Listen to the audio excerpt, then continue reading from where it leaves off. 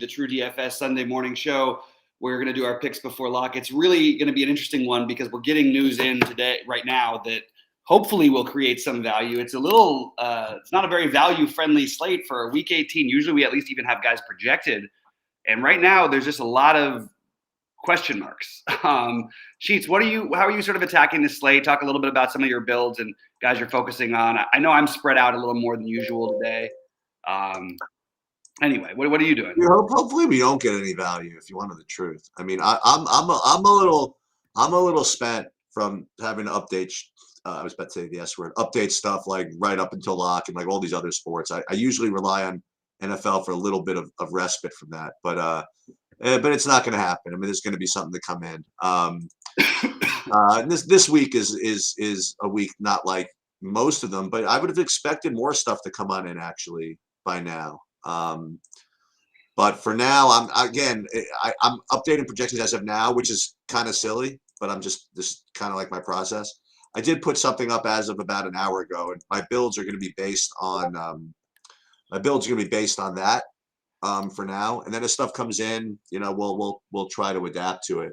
But did go 2 for 2 against the spread yesterday, including my Denver play plus the points over Kansas City. Yeah. So that's good news. And live and Survivor, again, you guys were on a route. I really couldn't have asked for 2 better picks on my side. I have Tennessee and Buffalo both as huge favorites, both who need to win. You know what I mean? Like, I guess that's why they're huge favorites. And then I'm going to be rooting against almost definitely Washington. They're going to get ownership. And then probably some Minnesota is going to get some ownership or whatever for as far as Survivor goes. But as far as DraftKings goes as of now, I will just tell you kind of where I'm at. I really have a lot of this Chicago Minnesota game. I have a lot. I have like 40 right now. I have 40% Allen Robinson, and I have like about 60% Justin Jefferson. I will also let everybody know that I will tell you real quickly that you definitely do want value to open up then. Because, I mean, is that a play like this is a guy who hasn't had 10 fantasy points in a game this season? So you would want some value, right? I guess. I mean, I'd like some value as far as a player goes, but not as someone who has to deal with the projections. That's all. Yeah. But yeah, and Justin Jefferson I've had full 60% of. But I like this Dalton stack. I like Dalton, Robinson, and Kmet. I think that's cheap enough. And I can get all kinds of other stuff in, and I happen to like that a lot. Then what other stuff do I have? I have the other side. I have Cousins with Jefferson and Osborne. Then I have what I imagine is going to be pretty somewhat chalky Arizona situation, right? I've Murray and Kirk, and then Ertz would be the main guys over there. So as far as like teams and stacks, I guess those are my 2. As I kind of scroll down my list here, those are the 2 that I have the most exposure to as far as just overall team exposure. Yeah, I'm taking a weird one this week because I was off of this early this week. I'm gonna play more of the Rams and San Francisco game. It does worry me that the Rams can run the ball and potentially extend drives against the Niners could do that against the Rams. But I still like Stafford with Kupp and Higbee, especially. I don't mind mixing in Jefferson or a little bit of Odell. But I do think Higbee and Kupp stand out anyway, and doing something that you sort of do sometimes. And I used to do this in the NFL, but then I learned better because things have sort of changed, and you want that upside for your quarterbacks if you're going to pay that much. But I will take a shot with the Stafford in this situation. It's not like there's other quarterbacks outside of Josh Allen and Kyler Murray who I'm worried about putting up a number so crazy. There's no Joe Burrow this week, which is basically I guess that's what that's saying is there's no Joe Burrow. But I really do like this Stafford to Higbee and Kupp. I like Josh Allen too. I think Diggs is 6 catches away from a big, I think $1.5 million bonus. And they do need to win, so I'm going to play that angle a little bit. I also don't mind the price on Davis or Beasley. I don't like double stacking Josh Allen as a rule because you see why on weeks like last week where he just runs for 1,000,000 touchdowns and doesn't really throw the ball and doesn't air it out as much. But those are some. But that's Seattle. Yeah, the Seattle Arizona game. Stafford. I do have one of my big lineups is currently excuse me, why am I losing my train of thought? Is the Cousins route. I am going to do that in some tournaments. So I don't play Cousins very often, but today will be a day that I play. Let's talk about some running backs because that's a really tough position. And guys, I'll get to your questions and thoughts and stuff in there. But just do me a favor, if you guys want to mention your takes or whatever, that's one thing. But if I just see names written out, I don't know what that means. Is that a question? Is that just a comment? Let me know if it's going to be a question, and then I'll answer the questions. Put a QQ or put a question mark or something so I have an idea of how to address it. Tons of news coming in. The biggest one so far is that Aaron Jones is out. I don't think that's anything surprising at all. And it does make, guys like, getting into the running back position, what to do with whether they'll give Dylan many carries or whether they'll play Patrick Taylor a bunch at 4K, which is a way to get some value. What are you looking at the running back position in general? My current top-owned guy is a guy who's currently listed as questionable. So let's see. So my top-owned guy is James Conner right now. Yeah, I love him. I don't think he's that questionable, but I agree with you. Okay, so that's my main guy. I have over 50% of him. And then my next main guy is David Montgomery. I have him about 34%. And then my next guy under that is Sony Michel at 20%. And then, I skipped one. So I do right now have Jonathan Taylor at 28%. And then the next highest owned is going to be 14%.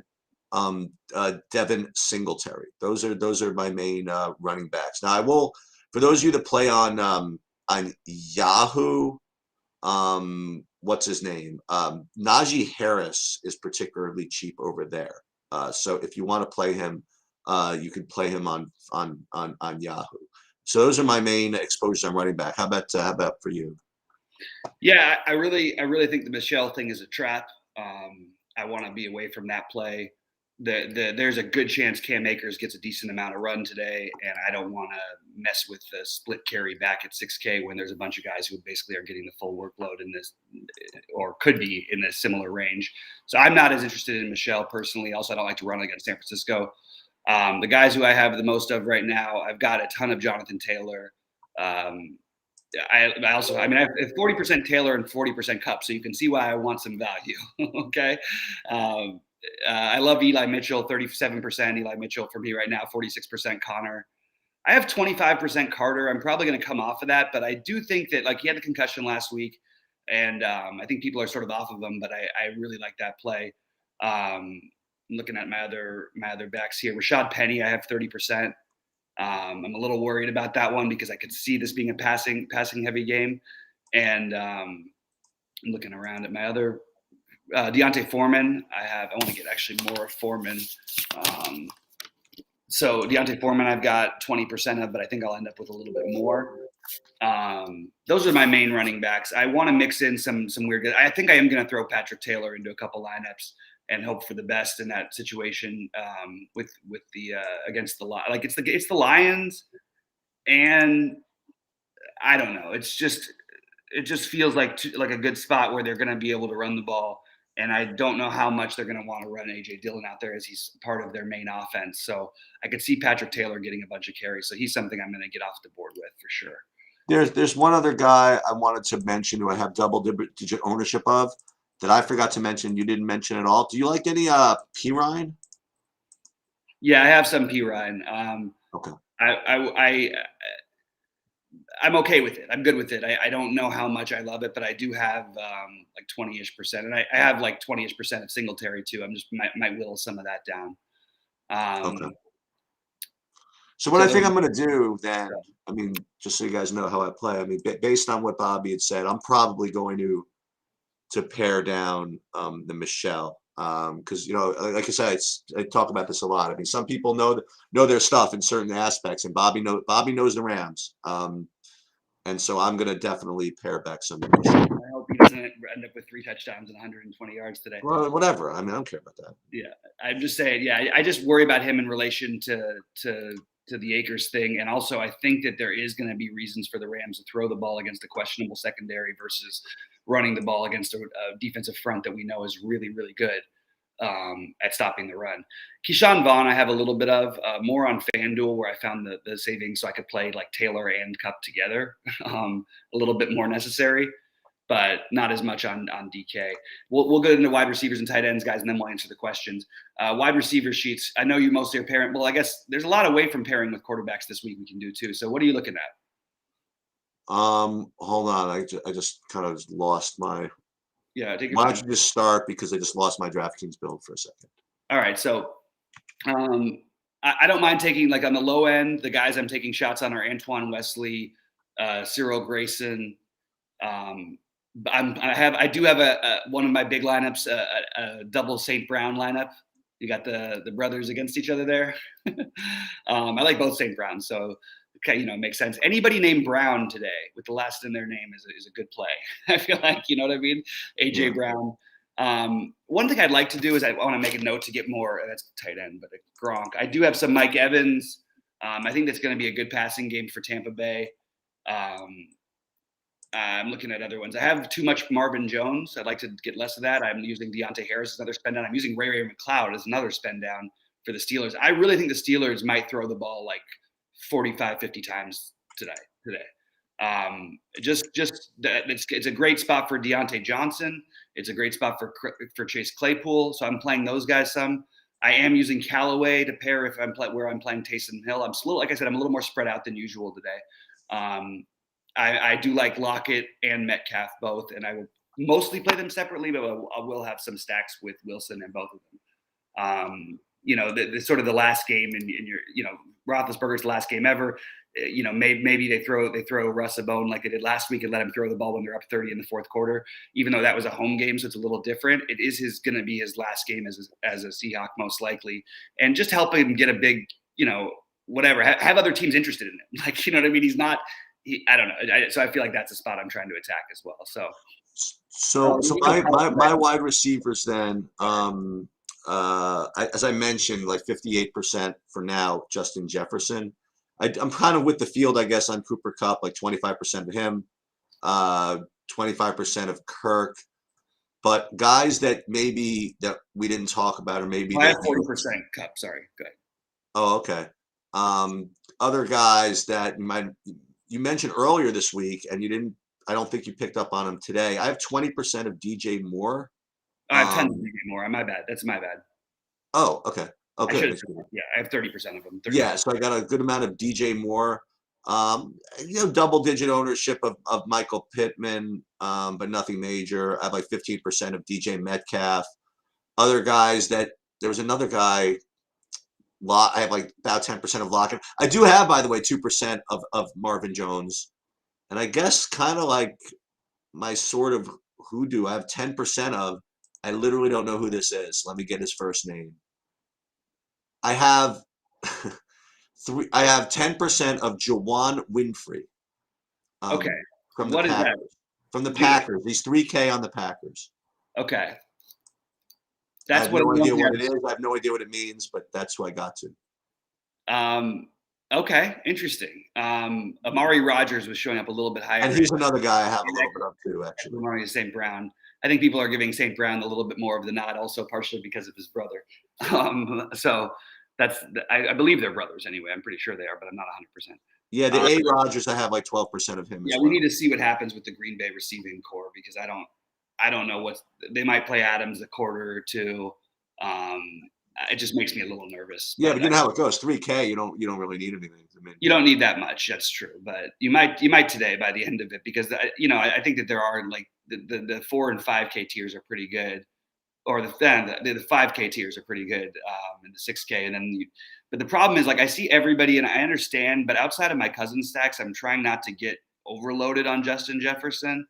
I do agree with you what you said earlier this week about Zimmer trying to attack, trying to like play no matter what. He's going to play it out. Oh, I didn't mention Christian Kirk also. And Nagy's playing hard.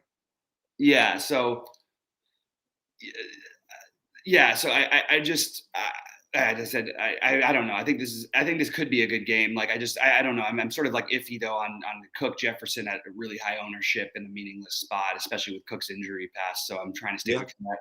I also I'm playing some Kamara at running back. I sort of forgot about that one.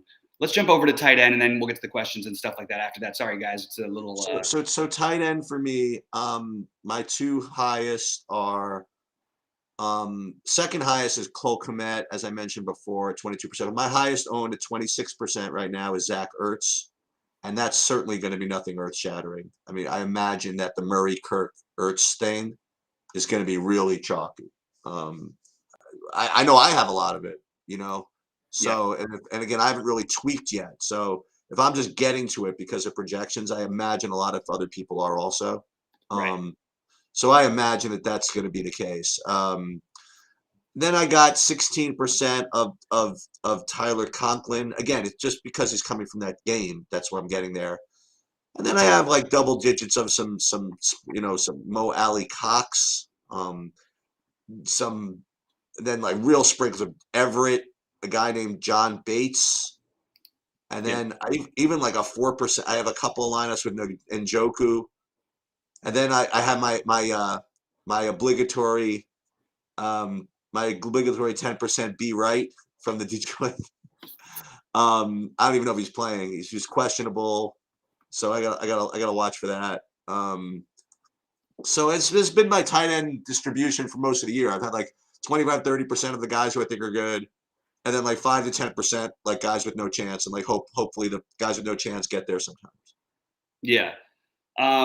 I'd like to be able to get to more Kittle and Andrews, but I'm not finding myself doing it as much. I do have some Huntley stacks, so I will have Andrews in that. Oh, and Higbee. Sorry, I forgot you had mentioned him before, but Higbee as well.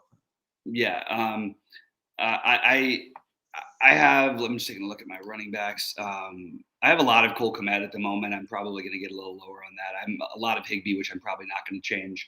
A lot of Zach Ertz. I'm not differentiated. I have some of the Bevan Jordan and John Bates as the spend downs, but none of it's all that exciting to me. I would like to get up to some of these guys, but as it stands right now, it's pretty hard to find the extra salary to do so.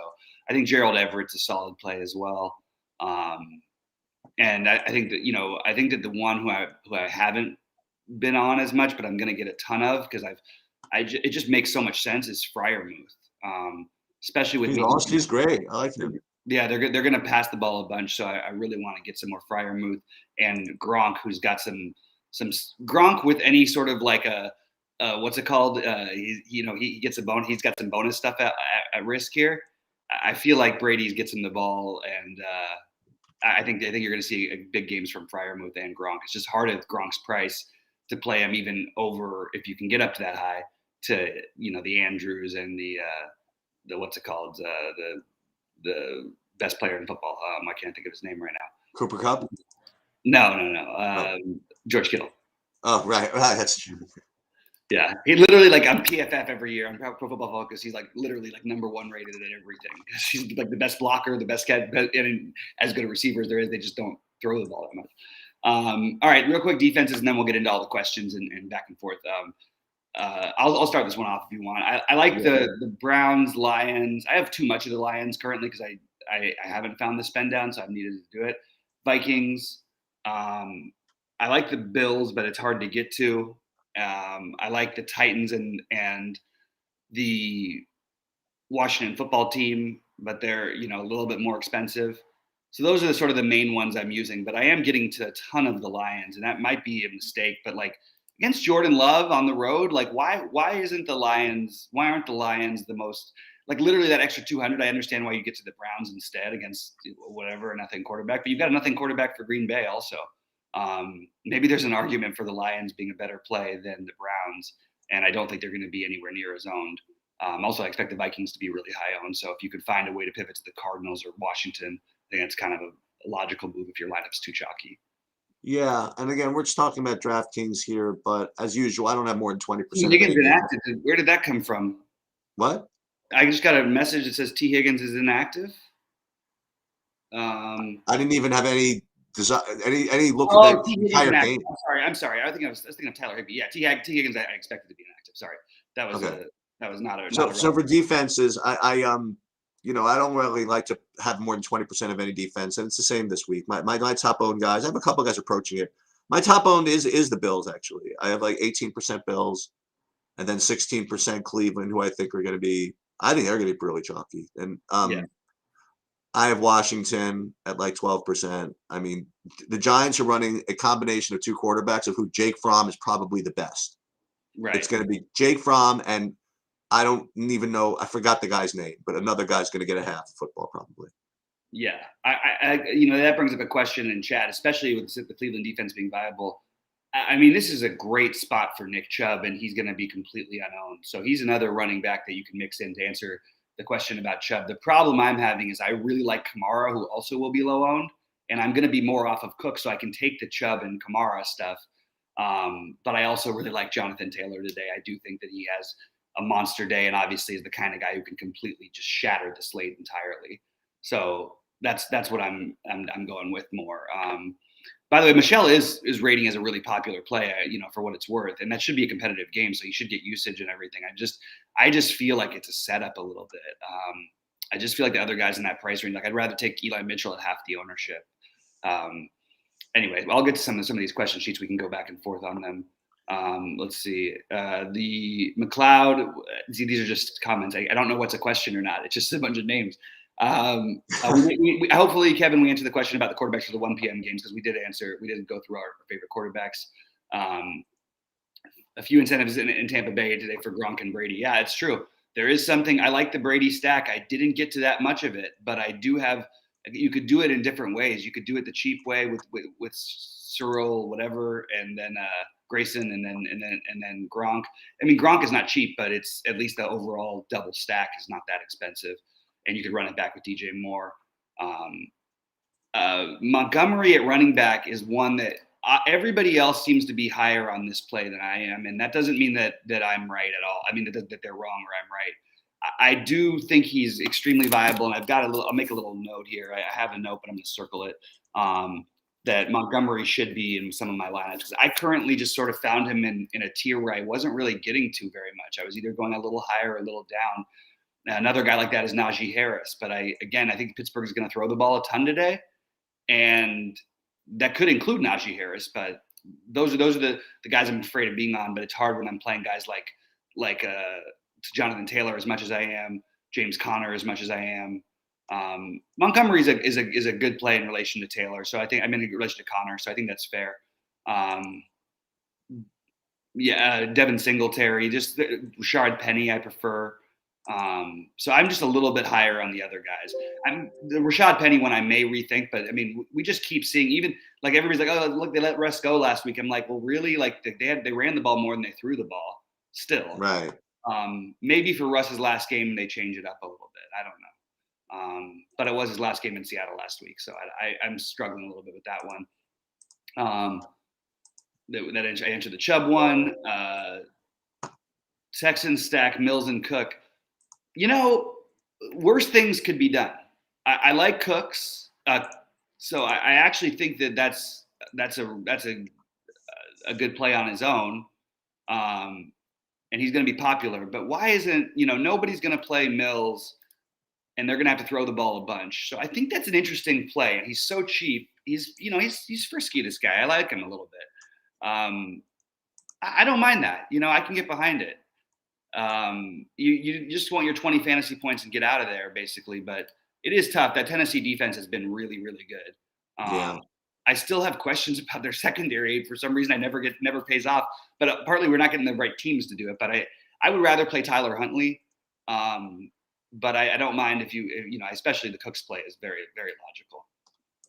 Tyler Huntley's in it. I think Tyler Huntley's an interesting play. Yeah. Let's see. Yeah, there's that whole game. So you play Huntley, you could run it back with Deontay Johnson or Chase Claypool. Claypool's really cheap on FanDuel as well, and does have some touchdown upside, even though he hasn't shown as much of it this year. There's just a lot of guys. It's funny. It's the same as always. I'm very interested in the Pittsburgh receivers and not interested in Ben Roethlisberger in the slightest. And I think that you generally see one Steeler kind of have a monster day, and it could be James Washington today for all I know. I mean, really could be anybody. That's why I love them on those Monday night games or on those showdown slates, because you never really know which one of those guys, and you could just get the low ownership one, and it could just as easily be that guy outside of Deontay Johnson, who's always just going to get a ton of work. Guys, keep popping questions in and thoughts. I'm trying to see if there's any projections. Sheets, have you updated it? Take a look at any updated stuff, because I'm seeing if anything. Yeah, I just did stuff as of like 15 minutes ago, if that helps. Okay. I'm trying to get. I haven't rebuilt since then, because I've been doing this. But yeah, and we'll get out of here in like 10 minutes or so. But yeah, it's I need to continue this winning streak, so we need to. Yes. Today. Tannehill, by the way, Friday. Oh, Sheets. That was like it was a good night for me. I did really well, but man, that could have been really something for a while. That monster looked like it was gonna be good, and then yeah, but both of your studs just completely stalled. Exactly. I mean, if I get my normal game from them, I win going away. It wasn't even close. I had the 1% owned Vooch. That's what I ended up doing. And even he kind of stalled in the second half. Yeah, it's true. I mean, within like 2 minutes into the third quarter, I think he had 43. Yeah, and it looked like he was on his way to 60 something plus, and it did end up at 55, so it wasn't anything terrible. You want to revisit some of your favorite spread plays? I honestly hate this week to do that in football. All right, I'll give you because I gave you guys Denver the other day, so I'm going to revisit today. I think Miami's a freaking lock today against New England. Ooh, I actually like that call. Yeah. Yeah, it does feel like they shouldn't be 6-point dogs here. What do we think of the New York Jets? Just give us a name. I don't even.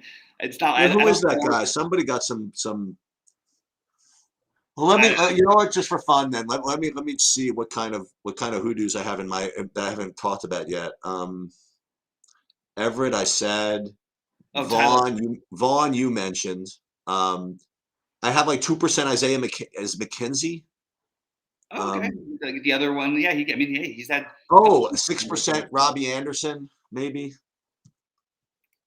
I don't know if he'll play, but yeah. Yeah, I know. Oh, I have like 2% D Angwabokli and running back. Oh, they're all gonna look terrible. I mean, you know. Yeah, no. I was. You already mentioned the Carla Grayson, or what was Grayson? It was Cyril Grayson, yeah. Cyril Grayson. And you could play, I don't know. I mentioned Adam Troutman. Yeah. Hunter Henry. That's not particularly whatever. No. Did you say Ray McLeod? Did you talk about him? Who? McLeod. I said Ray McLeod. Yeah. Okay. And I said James Washington too, as another weird one. Chenault, nothing special. Crowder, nothing special. I have an Adam Humphries. I'm just gonna throw. I mean, like. So nothing really. I mean, except for like in the IU, we always like a little bit of that. Oh, we have no James Washington today. Oh wow. Yeah, now I really like. I'm gonna make McLeod a little bit more of a thing. I really think you can play two, like including Freiermuth. You can play 2 Steelers receivers and totally have no interest in Roethlisberger. Soak up the PPR points. Hope that somehow one of them gets to 100 yards and the other one gets 2 touchdowns. And you could do it cheaply by playing McLeod and Freiermuth. You could play Claypool and Freiermuth that are reasonably priced. You could play Claypool and McLeod. I think that's an interesting route to spending down and getting a lot of exposure. Or you could play Deontay Johnson on the high end. But I do think Pittsburgh's going to throw the ball a bunch today. So that is something that I think is worth looking at. And I'm definitely going to try and adopt a little bit of the strategy I just talked about. Thoughts on New England running backs? We need to know who's playing, and we didn't get the official word, right, on Damian Harris. I don't have it yet, at least. We have Damian Harris still as questionable, and then you still have Bolden and Stevenson. So if Damian Harris is out, I will like Stevenson a little bit, and probably even Bolden is viable, but I don't think that's what I'm desperate to do. I think Bolden might actually be viable either way, especially if you play Sheets' narrative of the game. Maybe Miami is even ahead, or maybe the game's close, and you can get your pass catching back in there. But I don't think it's anything too exciting unless we get Damian Harris out personally with New England. The trade stock says, you know what? This is the week to do it, right? Like if you're going to do something like the Detroit stack, a gross Detroit stack with Goff, I just the other guys around Goff's price. I just Listen, hard. listen. This is what I will say again. This is you talk about like watching the games and like doing whatever. And I don't, unfortunately, I've watched more sports more football this year than I ever have, just because I've been sweating these freaking survivors. Yep. And I've watched more Detroit Lions football than I can care to watch. These guys try every freaking week, okay? And in a week where people are worried about teams trying or whatever it is, these guys try every week. Goff, he was put in a tough spot. You know what I mean? I know that he's not great or whatever it is, but he's got to sit there. He's watching the Rams excel with Stafford, whatever. And but he came in and beat beat Arizona, like it was nothing. And he sat out with COVID. They even played well with Tim Boyle, and this St. Brown is legit, and they play hard on defense. Like last week, they lost, whatever, they gave up whatever, but their offense always tries. So I have no problem with you playing some kind of Detroit, especially with the idea that maybe you're going to get a limited Swift and split that time. too. Yeah, I didn't even think of that. You can get some serious pass work done there, and obviously what we all forget is that they don't have any. There's no what's it called out there, and there's no T.J. Hawkinson. So yeah. we are going to get more targets to the guys who can find themselves open, and certainly St. Brown is. I mean, against all odds, literally the only guy they have to cover in every week. Every time I see him, it's not just that he's open; he's like open by 10 yards every play. I'll tell you something. You want is that a 4:00 game? That's a 1:00 game. Like if you want like a showdown play or something like that, or you get any kind of news, that other running back from Detroit is really good. The guy who played when Swift was out. What's it? Craig something? He's not, but Williams is in too. Oh, he is. And Swift is in. Okay. Yeah. Because that other guy's really not bad.